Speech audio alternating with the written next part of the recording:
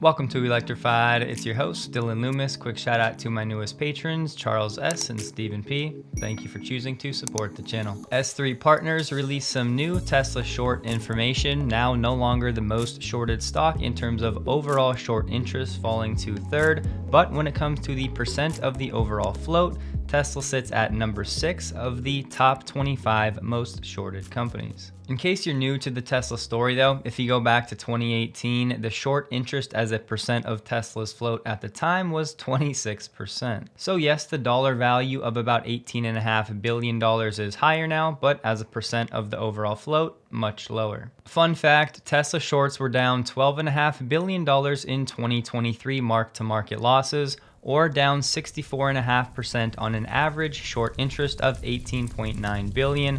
Overall, shorts down $61.9 billion since 2010. We know the Model 3 Performance is supposed to come with new sport seats that have been touched on a few times. Now we've seen one of these seats in the real world in a test vehicle in Europe. This image from Drive Tesla Canada is one of these sport seats that Tesla accidentally revealed in the Model S Plaid service manual last year. The latest Model 3 Performance upgrade expectations from Tesla Scope, a newly designed rear spoiler, an updated user interface for track mode, along with other hardware changes that they could not share. It may also include an upgraded suspension, an upgraded motor, suspected to be a Plaid motor, sport brakes, and a new wheel design. And no promises with this one, but based on recent rumors, an announcement could come this month, and if it does, deliveries could begin as soon as March. Here's the actual post from Fidel, and unfortunately, it's not the best quality. Still plenty of debate on if this could be ludicrous or Plaid. Last year, very briefly, we saw the ludicrous badging on the upgraded Performance Model 3,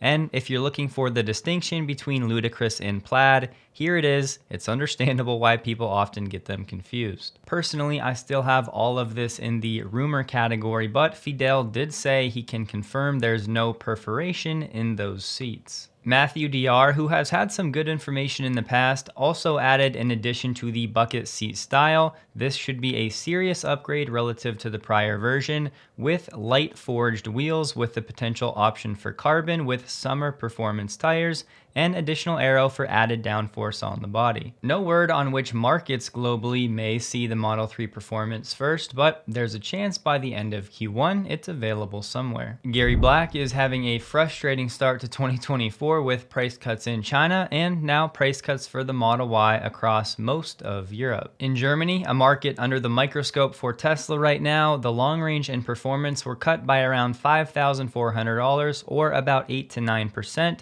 The rear wheel drive cut around $2,000 or 4%. For other countries like France, Denmark, Netherlands, Norway, and Italy, the average price cut for the Model Y has been right around 7%. Fortunately for some consumers in Italy, some variants of the Model Y will now qualify for an incentive program. Some things to keep in mind, at least for now, the Model 3 is unchanged. When it comes to Model Y sales in Europe in Q4, they made up about 10% of Tesla's global deliveries. The word is around 2/3 of new car sales in Germany are actually commercial for these corporate car purchases, where these OEMs have standing relationships with some of these corporations where the OEMs are offering certain incentives. And right now, it sounds like Tesla is not an option for some of these corporations for whatever reason. Price cuts always lead to margin compression talk, but we have to keep in mind Tesla's continual efforts to drive down its cost of goods sold. From Q2 2022 to Q2 of 2023,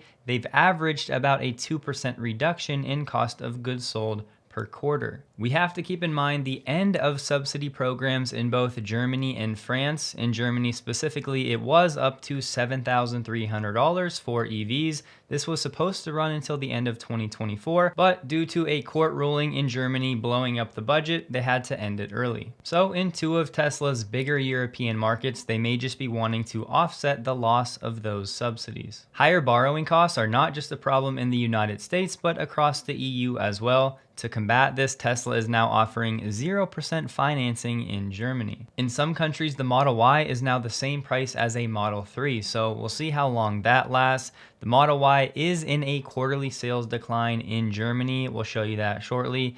BYD just announced some big price cuts in Germany itself. We talked about the China price cuts last week. A lot of people are speculating, is Tesla clearing out inventory for the Juniper refresh? Personally, I've been expecting the Model Y refresh in the second half of this year, and these price cuts are for new vehicles now, in addition to some inventory discounts as well. For Juniper, when the dealers start pulling Model Ys from test drives, that could be a good sign that the refresh is imminent if it follows the Model 3 arc. And look, I know not everybody likes the price cut strategy from Tesla, but they flat out told us this was what they were going to do no matter what happens to margins. They'll put the prices wherever they need to be to ensure that they can see continued volume growth, making Tesla vehicles more accessible to more people, hopefully ahead of a robotaxi launch sometime in the next few years. Just to show you, here's that 0% interest offer in Germany. This is from Troy Teslike, showing us the global cost of goods sold for the Model 3 and why. From Q2 2022 to Q2 2023, they drove down COGS 8.1%, divided by 4 quarters is roughly 2% per quarter. Plus, it's not just a one-off, they've done this before as well. Then of course we had the supply chain issues and the inflationary environment in between. Now touching on Germany, because it is something to watch. Yes, the Model Y was the best-selling full BEV in Germany for 2023, outselling the ID4 and 5 combined. This chart from AJ on X. However, at the moment, the trend is not our friend in Germany when it comes to overall Tesla sales. Since Q4 of 2022, they've been on a sequential quarterly decline. Don't forget though, a lot of this decline was driven by the Model 3 and specifically the change over to the Model 3 Plus. So we'll see how the first few quarters of this year pan out in Germany. Grand scheme of things, not really a big deal, just something to keep an eye on and try to learn what's going on. From Axios, Uber is now working with Tesla to encourage their drivers to switch to EVs. They're doing that by sharing data with Tesla where its drivers do most of their trips, starting in New York City. That'll help demonstrate where charging infrastructure is most needed. Uber is also offering drivers incentives up to $2,000 on the purchase of a Model 3 or Y, and they're hosting test drive events at select Tesla stores. These incentives are in addition to the IRA credits, and Uber drivers will get a referral code to purchase a new Model 3 or Y directly from Tesla. They must take delivery by March 31st and complete 100 trips by May 15th to qualify. Now, when you go to the Model S and X configurator on Tesla's website, the only free paint color option is Stealth Gray.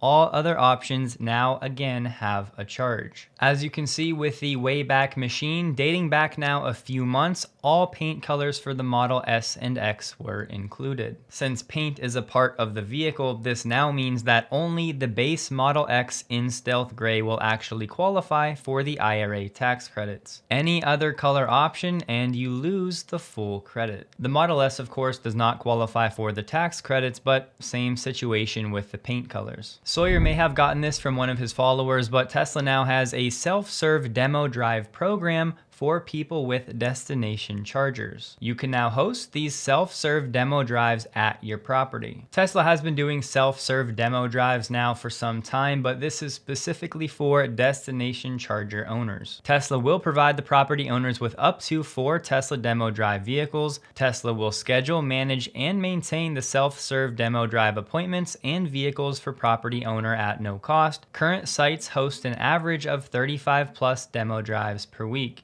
You'll have the opportunity to generate additional revenue from demo drivers who utilize your on-site amenities during their visit. This is a pretty cool idea. Just think about all of the hotel owners who have destination chargers. Now they can have a few Tesla vehicles on site that Tesla, by the way, is managing and taking care of. Then their customers staying at their hotel while they're just hanging out, maybe with not much to do, they can actually go test drive a Tesla and charge it on those destination chargers, bringing the hotels more revenue. Plus, not just hotels, but anywhere with a destination charger. This article from CNEV Post was going around today talking about CATL and BYD in a race to drive down the cost of battery cells, which on the surface is a great thing. But when you actually read the article, they're referring to these square LFP cells. More importantly, these are destined for vehicles between about $14,000 and $28,000. So at least for right now, most likely not impactful for Tesla. They did say, however, as BYD and CATL work to drive down battery costs, smaller battery makers are poised to follow, and the cost of batteries will be reduced further.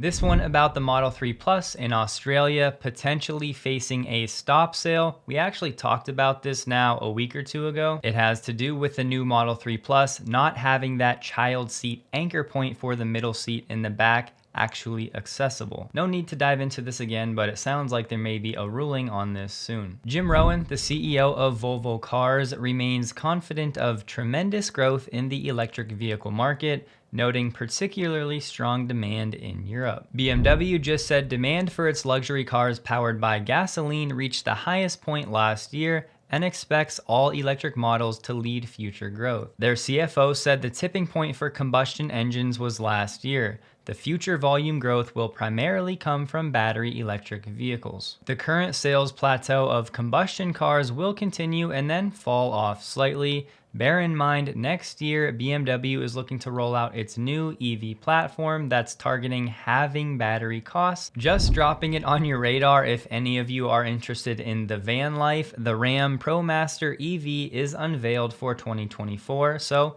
information's out there if you're interested. The Super Bowl is right around the corner, and VW is now confirmed to have an ad spot. They're celebrating 75 years of sales in the United States. This will be their first Super Bowl ad in almost a decade. So far, Kia is only the third automaker to confirm an ad buy, following VW and BMW, who's also expected to plug an EV in its ad. Tesla happened to share this video today, and not at all that I think this should be the ad, but I'm curious how many of you think Tesla should run a Super Bowl ad. BYD is looking to invest $14 billion to develop new smart car features, one of which will be furthering the development of what they call navigation on autopilot. That sounds familiar, which will allow drivers to take their hands off the wheel and their feet off the pedals in certain scenarios. Today we got a bit more information on the autonomous rollout in select Chinese cities. Beijing is encouraging selected cities to set up to 200 testing spots for smart cars, reserve parking spots for cars that can park themselves, and test 200 driver-less cars. They're touting XPeng as one of the most advanced Chinese manufacturers when it comes to smart driving, and their system has been rolled out to 52 cities nationwide, but they are using LiDAR sensors and cameras. I'm still scouring for information on what's up with charging in Chicago. Luckily, Kyle Connor from Out of Spec bought a flight and is now on the ground in Chicago, so we'll see what he comes up with. A trend we're seeing for many different automakers, Rivian is now offering leasing for the R1S and R1T. They're also saying that yes, the $7,500 IRA credit will be applied to the capital cost reduction for the lease. Tesla's Say website is now live for Q4 questions. I'll have the link below. Right now, the top three. Number one, the next-gen platform. Might we see it sometime in 2025? 2, when will Optimus be deployed in a gigafactory? And 3, what's been the barrier to ramping 4680 cells into the multi-million cells per week rate, and when do you expect to get there? And real quick, when it comes to the Rob situation, I really said what I wanted to say over on X last night, but I know some of Rob's viewers may be here today, and to you guys, I just want to say, look, I'm not Rob. I'm not going to try to replace him. I'm really just going to do what I've been doing now for a few years, try to give us all the best coverage of Tesla and electric vehicles in a fair and enjoyable way. I was listening to Rob long before he ever made his YouTube debut, and I'll do my best to carry on his legacy. And just so you guys know, I'm always open to feedback, criticism, so whatever you have, let me hear it, and I'll do my best to weigh it all going forward. So if you're new, welcome. I am of course glad that you're here, and hopefully in the weeks and months ahead, I can earn your trust and respect. Hope you guys have a wonderful day. Please like the video. If you did, you can find me on X linked below. And a huge thank you to all of my Patreon supporters.